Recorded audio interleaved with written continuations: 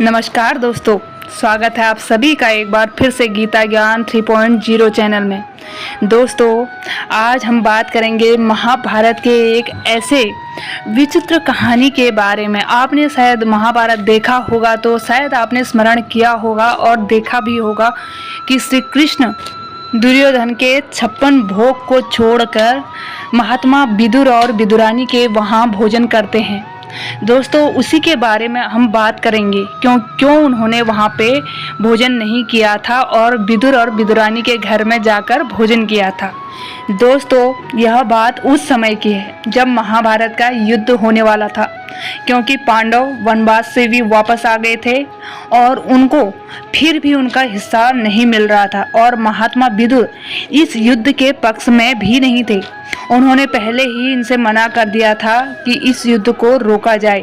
महात्मा विदुर ने धृतराष्ट्र को समझाते हुए आधा राज्य पांडवों को देने की बात कही थी। तब धृतराष्ट्र ने उन्हें अपमानित करते हुए राज दरबार से निकाल दिया था और दुर्योधन ने सुई का एक नोक तक देने के लिए मना कर दिया था। इसके बाद महात्मा विदुर ने हस्तिनापुर का त्याग कर दिया और वहीं हस्तिनापुर से 10 किलोमीटर दूर गंगा किनारे कस्बा गंज में आकर अपनी कुटिया बनाकर रहने लगे थे और यहीं पर तपस्या करते थे। महात्मा विदुर की कुटिया का कृष्ण से क्या कनेक्शन है दोस्तों, ये आपका मन में एक सवाल उठ रहा होगा, लेकिन उससे भी आपको अवगत कराऊंगी। दोस्तों, बाद में जब श्री कृष्ण पांडवों का दूत बनकर दुर्योधन को समझाने आए थे कि वह इस युद्ध को टाल दें, लेकिन दुर्योधन ने समझौते का प्रस्ताव ठुकरा दिया और दुर्योधन ये भी चाहता था दोस्तों कि कृष्ण उसके यहाँ भोजन करे, लेकिन वो कृष्ण को अकेले में अपने यहाँ भोजन कराना चाहता था ताकि लोग ये ना सोच पाएं कि कहाँ दुर्योधन और कहाँ ग्वाला कृष्ण। जी हाँ दोस्तों, दुर्योधन के मन में कृष्ण के प्रति ऐसी ही विचारधारा थी। वो कृष्ण को ग्वाला ही समझता था। इतने में श्री कृष्ण वहां से चले गए, क्योंकि वो दुर्योधन के इस चालाकी से वाकिफ थे। दुर्योधन ने कृष्ण के स्वागत में सारे नगर को सजाकर शाही 56 भोग बनवाया, पर जब श्री कृष्ण वहां पहुंचे तो उन्होंने उसे ठुकरा दिया। भक्ति के वश में होकर सीधे विदुर के दरवाजे पर जा पहुंचे। श्री कृष्ण जब विदुर के घर पहुंचे तो उस समय विदुर घर से बाहर थे। उनकी पत्नी विदुरानी स्नान कर रही थी। तब श्री कृष्ण ने बाहर से आवाज लगाई। उसे पहचानकर वह अपनी सुध-बुध भूल गई।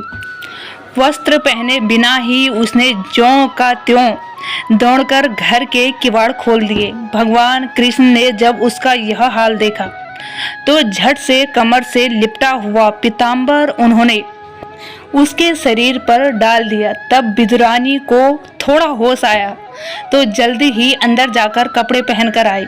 उसके बाद वह श्री कृष्ण के पास आकर बैठ गई और श्री कृष्ण के लिए केले लेके आई। पर भगवान के सुंदर मुख को देखते हुए वह प्रेम भक्ति में ऐसी बावली हुई कि केले छीलकर उसका गुदा फेंकने लगी और छिलके भगवान को खिलाने लगी। भगवान भी भक्त का भाव देख प्रेम के वश में उन्हें आनंद से खाने लगे। कुछ देर में जब विदुर वहां पहुंचे तो उन्होंने झल्लाकर विदुरानी को टोका। पत्नी से हुई भूल को विचार कर विदुर जी भगवान को केले के गुदे खिलाने लगे।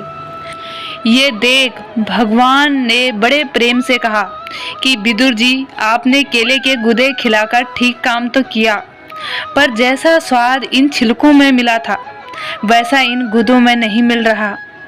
इसी तरह श्री कृष्ण ने विदुर के घर बथुए का साग भी खाया था।